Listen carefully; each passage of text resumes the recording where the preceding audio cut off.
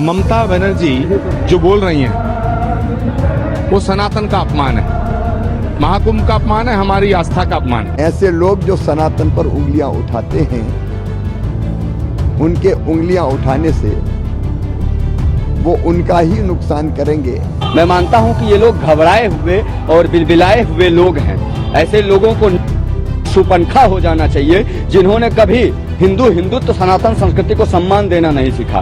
भारत की मूल भावना को ठेस पहुंचाना ही इनकी निजी भावना है। ममता बनर्जी जी का बयान इंडी गठबंधन की सोच का प्रकटीकरण है और भारत के विरुद्ध, हिंदू धर्म और सनातन धर्म के विरुद्ध होने वाले षड्यंत्र का भी एक प्रकटीकरण है, वैश्विक षड्यंत्र का प्रकटीकरण। पश्चिम बंगाल की मुख्यमंत्री ममता बनर्जी ने महाकुंभ को लेकर विवादित टिप्पणी की थी और उन्होंने महाकुंभ को मृत्यु कुंभ बताया था। अब उनके इसी बयान को लेकर राजनीतिक घमासान मचा हुआ है और बीजेपी उन पर जमकर निशाना साधती नजर आ रही है।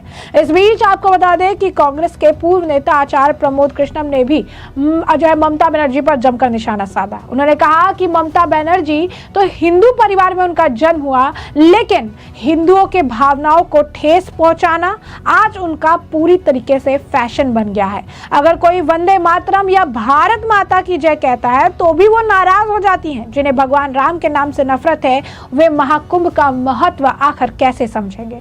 महाकुंभ को मृत्यु कुंभ कहना बहुत ही ज्यादा दुर्भाग्यपूर्ण है। और क्या है दुख की बात यह कि जो लोग हिंदुओं की भावना को ठेस पहुंचा रहे हैं वे मुस्लिम या किसी अन्य धर्म के नहीं, वे स्वयं हिंदू ही हैं। क्या कुछ और कह रहे हैं आचार्य प्रमोद कृष्णम, जरा सुनिए। ममता बनर्जी जो बोल रही हैं वो सनातन का अपमान है, महाकुंभ का अपमान है, हमारी आस्था का अपमान है। और मैं कहना चाहता हूं कि ममता कुलकर्णी अपने फिल्मी जिंदगी से बाहर निकल के सनातन के प्रति समर्पित हो गई है और ममता बनर्जी जो एक हिंदू परिवार में जन्मी है वो सनातन की विरोधी हो गई है। ममता जी को मैं आग्रह करना चाहूंगा कि वो भी राजनीतिक जीवन से संन्यास लेके कुंभ में स्नान करें और सनातन के प्रति समर्पित हो जाएं और सनातन का सम्मान करना सीखें। तमाम तरीके के प्रहार करें। अखिलेश यादव भी, ममता बनर्जी भी कह रहे हैं बैक्टीरिया है वाटर के अंदर, जिस तरीके से गंगा जल के अंदर। और बैक्टीरिया महाकुंभ में नहीं है, अखिलेश यादव जी के, राहुल गांधी जी के, ममता बनर्जी के दिमाग में। साथ ही साथ आपको बता दें कि उन्होंने यानी आचार्य प्रमोद कृष्ण ने बकायदा एक हैंडल पर इसे लेकर पोस्ट भी किया था और उन्होंने लिखा था कि ममता बनर्जी से तो ममता कुलकर्णी अच्छी निकली जो सनातन को समर्पित हो गई। यही नहीं, आपको बता दें कि केंद्रीय कृषि मंत्री शिवराज सिंह चौहान ने भी ममता बनर्जी पर जमकर निशाना साधा और ये कहा कि जो लोग सनातन पर उंगली उठाते हैं वो खुद का ही नुकसान करते हैं। शिवराज सिंह चौहान ने कहा कि सनातन का अपमान करना इसका स्वभाव बन गया है। भारतीय संस्कृति आज नहीं हजारों साल से गंगा की धार की तरह प्रभावित होती रही है, आगे बढ़ती रही है। ऐसे लोग जो सनातन पर उंगली उठाते हैं, ऐसे लोग अपना ही नुकसान करते हैं। क्या कुछ और कहना है उनका, जरा सुनिए। सनातन का अपमान करना इनका स्वभाव बन गया है। भारतीय संस्कृति आज नहीं हजारों सालों से गंगा जी की धार की तरह ये सनातन संस्कृति अविरल प्रवाहित होती रही है, आगे बढ़ती रही है। ऐसे लोग जो सनातन पर उंगलियां उठाते हैं, उनके उंगलियां उठाने से वो उनका ही नुकसान करेंगे। लोगों की आस्थाएं, विश्वास और भावनाओं पर इस तरह चोट करना भी अपराध है। भारतीय संस्कृति की सामाजिक समरसता, आध्यात्मिक श्रेष्ठता और वैज्ञानिक प्रामाणिकता के प्रतीक इस महाकुंभ पर्व को लेकर लगातार इंडी गठबंधन के नेताओं के द्वारा जिस प्रकार के निंदनीय भर्त्सनायोग बयानों की श्रृंखला आ रही है, ममता बनर्जी जी का यह बयान जो निहायत ही निंदनीय और भर्त्सना योग्य है, अर्थात महाकुंभ को मृत्यु कुंभ कहना, यह उसी का एक अंग है। इससे पहले कांग्रेस अध्यक्ष खड़गे जी स्नान करने का मजाक उड़ा चुके हैं, उसके बाद अखिलेश जी अवमानना और तिरस्कार के बयान दे चुके हैं, लालू प्रसाद यादव जी भी इस भावना का तिरस्कार कर चुके हैं और आज ममता बनर्जी जी वही करती हुई दिखाई पड़ रही। अतः यह इंडी गठबंधन की हिंदू धर्म के प्रति जो नफरत और हिकारत उनके दिल में भरी हुई है, जो अवमानना और तिरस्कार उनके मन में भरा हुआ है, यह उसकी स्वाभाविक अभिव्यक्ति है। इन लोगों का इस प्रकार का विचार कोई सहज स्वाभाविक विचार नहीं है जो मन से आ रहा है, ये एक योजना और डिजाइन का पार्ट है। क्योंकि ये वही गठबंधन है जिसने 2023 में बाकायदा कॉन्फ्रेंस की थी इरेडिकेशन ऑफ सनातन धर्म, अर्थात हिंदू धर्म का समूल नाश। फिर धार्मिक ग्रंथों को फाड़ने से लेकर हिंदू धर्म को HIV, मलेरिया, डेंगू और जाने क्या क्या कहा था। और ये लोग उस योजना का अंग हैं जिसने 2021 में दुनिया के बड़े बड़े विश्वविद्यालयों में एक कॉन्फ्रेंस की थी, डिसमेंटलिंग ग्लोबल हिंदुत्व, यानी संपूर्ण विश्व से हिंदुत्व को ध्वस्त करना। अतः ममता बनर्जी जी का बयान इंडी गठबंधन की सोच का प्रकटीकरण है और भारत के विरुद्ध, हिंदू धर्म और सनातन धर्म के विरुद्ध होने वाले षड्यंत्र का भी एक प्रकटीकरण है, वैश्विक षड्यंत्र का प्रकटीकरण है। यद्यपि ये लोग हिंदू धर्म, सनातन धर्म और भारतीय संस्कृति के लिए कितना भी विश्वमन करते रहें, परंतु हम तो उन विचारों को आराध्य मानते हैं, हम तो उन भगवान शंकर को उसका प्रतीक मानते हैं जिन्होंने कि जगत कल्याण के लिए कंठ में विष धारण किया और जगत का कल्याण किया। तो मैं उन करोड़ों श्रद्धालुओं को जिनकी भावनाओं को आहत करने का, ध्वस्त करने का काम खड़गे जी, अखिलेश जी, लालू प्रसाद यादव जी और ममता बनर्जी जी ने किया है, ममता जी ने जिसकी पराकाष्ठा दिखा दी है, उनकी तरफ से कहना चाहूंगा कि मैं मधु से अनभिज्ञ आज भी जीवन भर विषपान किया नहीं विध्वंस, विश्व का आजीवन निर्माण किया है। मुट्ठी भर अवशिष्ट भस्म पर जीवन भर अभियान किया नहीं विध्वंस, विश्व का आजीवन निर्माण किया है। परंतु मैं यह भी बताना चाहता हूं कि इस देश की सारी सनातनी जनता इसको समझ रही है और इसी कविता की अगली पंक्ति में इसका भी उत्तर है कि प्रलयंकर हूं महाकाल बन, पापों का अवसान किया नहीं विध्वंस, विश्व का आजीवन निर्माण किया है। तो सृजन और विध्वंस जहां हमारे हाथों में खेलते हैं, उस उदात्त विचार के साथ इनके द्वारा किए गए विश्वमन को हिंदू समाज अपने कंठ में धारण करके इस भारत की राष्ट्र की प्रगति में अपना योगदान देता रहेगा और इन लोगों की नफरत और हिकारत को नकारता रहेगा। तो जैसा कि आपने उनका सुना, तो साथ ही साथ आपको बता दें कि संत समाज ने भी टीएमसी चीफ ममता बनर्जी के महाकुंभ को मृत्यु कुंभ कहने पर तीखी प्रतिक्रिया दी है। संत समाज का भी कहना है कि उनका बयान सनातन धर्म का अपमान है और उनके सार्वजनिक रूप से इस बयान को लेकर माफी मांगनी चाहिए। पश्चिमी बंगाल के मुख्यमंत्री सुश्री ममता बनर्जी जी के द्वारा दिया गया यह बयान कि यह महाकुंभ नहीं मृत्यु कुंभ है, अखिल भारतीय संत समिति कठोर शब्दों में इसकी निंदा करती है। ममता दीदी, यह सत्य है कि यह महाकुंभ नहीं आपके लिए मृत्यु कुंभ के बराबर है। पश्चिम बंगाल, झारखंड, बिहार, उड़ीसा और मैं यूं कहूं कि पूर्वी भारत का हिंदू जिस तरीके से जगा है और इस कुंभ के अमृत स्नान के लिए आ रहा है, इससे आपके मन में बेचैनी होना स्वाभाविक ही है। और मुझे लगता है कि पश्चिमी बंगाल के आगामी विधानसभा चुनाव आपके राजनीतिक कैरियर के लिए मृत्यु कुंभ ही साबित हो, ये मैं तीर्थराज प्रयाग और भगवान भोलेनाथ से यही कामना करता हूँ। पंचायती अखाड़ा महानिर्वाणी के राष्ट्रीय सचिव महंत जमुनापुरी ने भी कहा कि ममता बनर्जी को जिम्मेदार पद पर रहते हुए ऐसा बयान देना शोभा नहीं देता। उन्होंने कहा कि प्रयागराज महाकुंभ अमृत पर्व है जिसकी दिव्यता और भव्यता पूरी दुनिया ने देखी है। उन्हें महाकुंभ के नाम पर ऐसे अपमानजनक शब्दों का इस्तेमाल नहीं करना चाहिए। वहीं पंचदशानम आवाहन अखाड़े के आचार्य महामंडलेश्वर स्वामी अरुण गिरी ने भी बंगाल की मुख्यमंत्री ममता बनर्जी की कड़ी आलोचना की है और उन्होंने कहा कि पश्चिम बंगाल हिंदू सनातनियों के लिए मृत्यु प्रदेश जा रहा है। हजारों सनातनियों का नरसंहार किया जा रहा है। लाखों हिंदुओं को चुनाव के समय प्लान करना पड़ता है। क्या इसके बारे में उन्होंने नहीं देखा है? तो वहीं आपको बता दें कि ममता बनर्जी को लेकर अपर्णा यादव का भी बयान है। क्या कुछ कहना है उनका, जरा सुनिए। मुझे बहुत ही दुख होता है इस तरीके की बातें सुन करके, वो भी तब जब बड़े राजनीतिक जो पार्टी से संबंध रखते हैं एवं स्वयं में स्थापित राजनेता के रूप में है वो। तो मुझे इस तरीके की बड़ी कहने में भी बड़ा खराब लगता है कि भाई आप राजनीति करिए, परंतु धर्म विरोधी राजनीति करने से किसी का भी जो है फायदा नहीं होगा।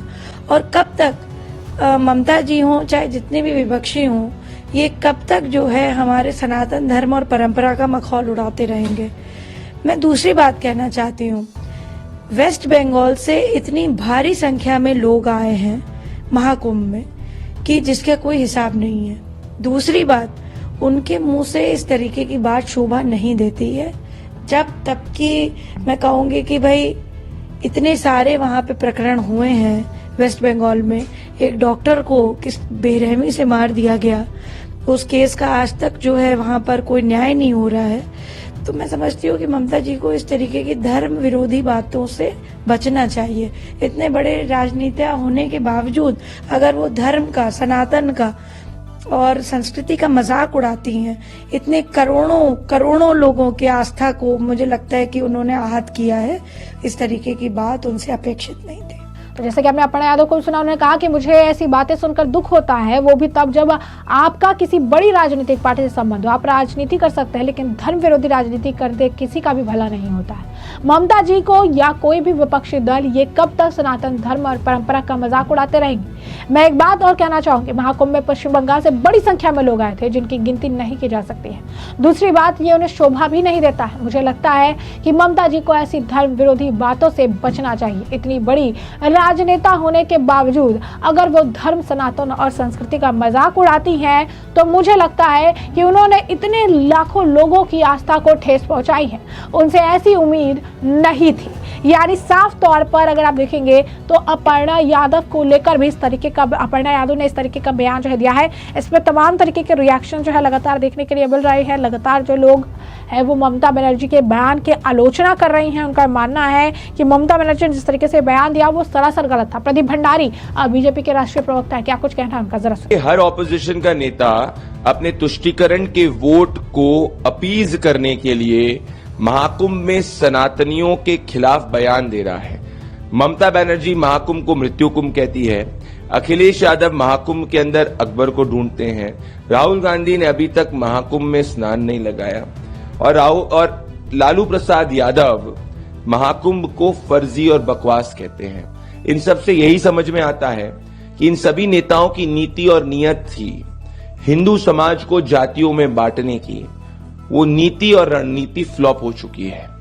इस पीड़ा और घमंड और घृणा में ये सनातनी जो 50 करोड़ से ज्यादा की मात्रा में महाकुंभ में एक है तो सेफ है के नारे के साथ में, के प्रण के साथ में प्रयागराज में जब उन्होंने स्नान लिया, इन सभी विपक्षियों के एजेंडे फ्लॉप हो गए। इसीलिए इन सबके अंदर की हिंदू घृणा सामने आ रही है। इसी सनातन विरोधी अलायंस को देश की जनता ने 2014, 19 और 24 में रिजेक्ट किया था।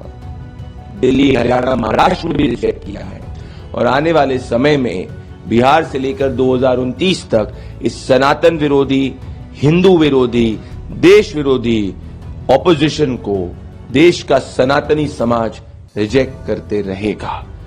ये देश भूला नहीं है कि कैसे सनातन को डेंगू, मलेरिया, एड्स भी कहा गया था और तब भी इंडिया अलायंस के किसी नेता ने इसका खंडन नहीं किया था। आज ये साबित हो चुका है कि ममता बनर्जी, राहुल गांधी, अखिलेश यादव, अरविंद केजरीवाल हिंदुओं को इस देश में सेकंड ग्रेड सिटीजन समझते हैं।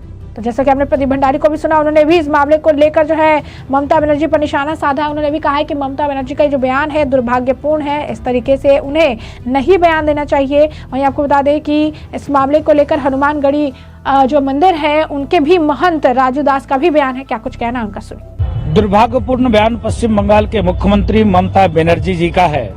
उन्होंने मृत्यु का महाकुंभ कहा है। मेरा सवाल उनसे है, जिस प्रकार से पश्चिम बंगाल में हिंदू मारे जा रहे हैं, काटे जा रहे हैं, भगाए जा रहे हैं, बेटियों के सरेआम इज्जत लूटी जा रही है, डॉक्टर 6-6 महीने धरने पे बैठे रहते हैं, उस पर एक भी टीका टिप्पणी आपकी नहीं आती है। आस्था पर आप टिप्पणी करोगे या ये आपको अधिकार किसने दिया है आस्था पे टिप्पणी करने का?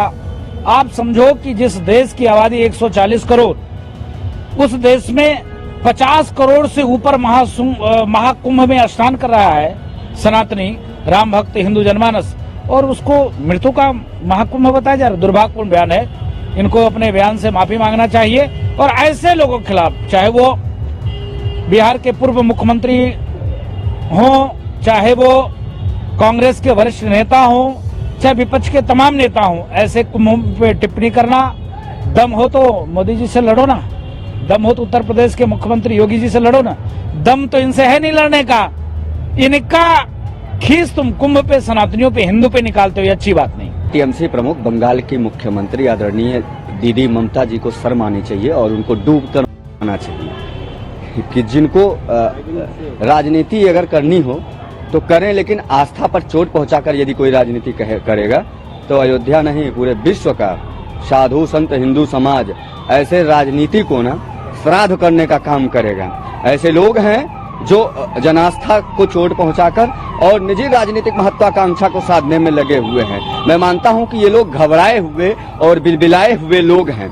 ऐसे लोगों को सुपनखा हो जाना चाहिए जिन्होंने कभी हिंदुत्व सनातन संस्कृति को सम्मान देना नहीं सीखा। भारत की मूल भावना को ठेस पहुंचाना ही इनकी निजी भावना है। ये लोग हिंदू आस्था के लिए तो नास्तिक हैं, किंतु वहीं अन्य मतांतर मजहब के लिए इनकी बड़ी आस्था है। उसके लिए ये चाक चौबंद व्यवस्थाएं करते हैं। लेकिन जब इन्होंने देखा कि आस्था का जनसैलाब बांग्लादेश से भी सर्वाधिक जनसंख्या में प्रयाग की पावन पुण्य भूमि पर महाकुंभ को दृश्य देने में लगा हुआ है, तब ये लोग बिलबिलाए हुए बिलखलाए हुए लोग हैं, क्योंकि ये जानते हैं कि जो आस्था आज महाकुंभ में जा रही है वह भारतीय जनता पार्टी की दी गई व्यवस्थाओं से अपने आप को अभिभूत महसूस कर रही है और भारतीय जनता पार्टी के पास कृतज्ञता अर्पित कर रही है। ये लोग अपनी राजनीतिक सत्ता को खोने के कगार पर हैं और मैं मानता हूं कि अपनी राजनीतिक अस्तित्व और पहचान को भी टीएमसी खो देगी, ममता बनर्जी खो देंगी।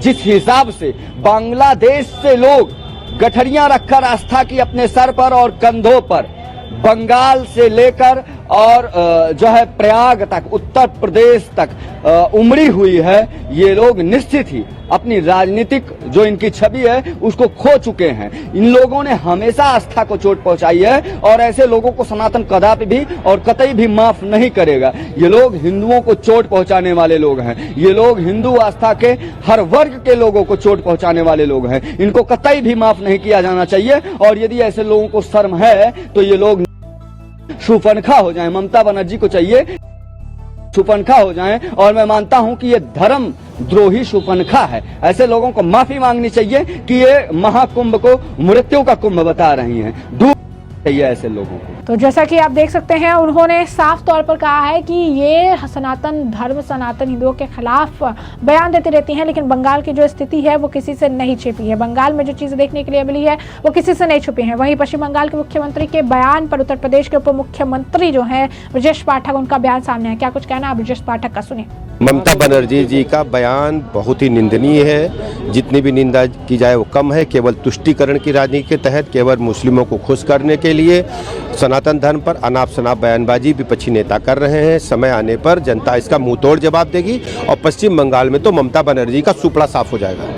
तो जैसा कि आपने सुना, उन्होंने कहा कि इस तरीके के बयान जो है बहुत दुर्भाग्यपूर्ण है वोट बैंक की राजनीति के लिए और साथ ही साथ एक वोट बैंक को प्लीज करने के लिए, उन्हें खुश करने के लिए इस तरीके का बयान जो है देती रहती हैं और जब समय आएगा तो ममता बनर्जी को जनता जो है मुंह तोड़ जवाब देगी। वही ममता बनर्जी के इसी बयान पर उत्तर प्रदेश के एक और उप मुख्यमंत्री हैं, आपको बता दें केशव प्रसाद मौर्य, उन्होंने भी बयान दिया है। क्या कुछ कहना है केशव प्रसाद मौर्य का, जरा सुनिए।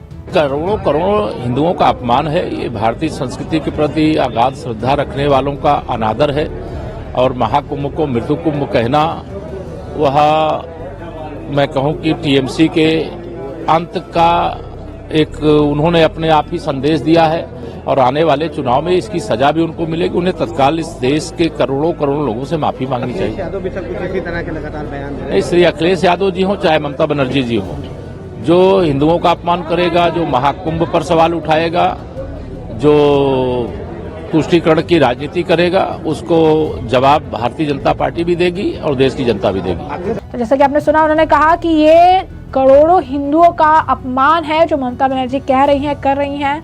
ये हमेशा से इस तरीके से उन्होंने चीजें कही है और कहीं ना कहीं इस तरीके का अपमान करना उन्हें ले डूबेगा। टीएमसी जो है खत्म हो जाएंगी और इस तरीके से महाकुंभ को मृत्यु कुंभ कहना दुर्भाग्यपूर्ण है। सारी जनता जो है जब समय आएगा तो फिर उसका जवाब देगी। अपनी राजनीतिक लाभ के लिए महाकुंभ का इस्तेमाल उन्हें नहीं करना चाहिए। तो ऐसे में हमने आपको जो पूरा मामला है विस्तार से बताया है, आपने बयानों को भी सुना है, किस तरीके से ममता बनर्जी के बयान पर जो है रिएक्शंस देखने के लिए मिल रहा है, किस तरीके से ममता बनर्जी के बयान पर जो है लोग नाराजगी जता रहे हैं, संत समाज जो है वो नाराजगी जता रहा है, उनसे माफी की मांग कर रहा है। तो ऐसे में इस पूरे मामले पर आपकी भी जो राय हो वो कमेंट सेक्शन में कमेंट करके जरूर से जरूर साझा करिएगा। धन्यवाद।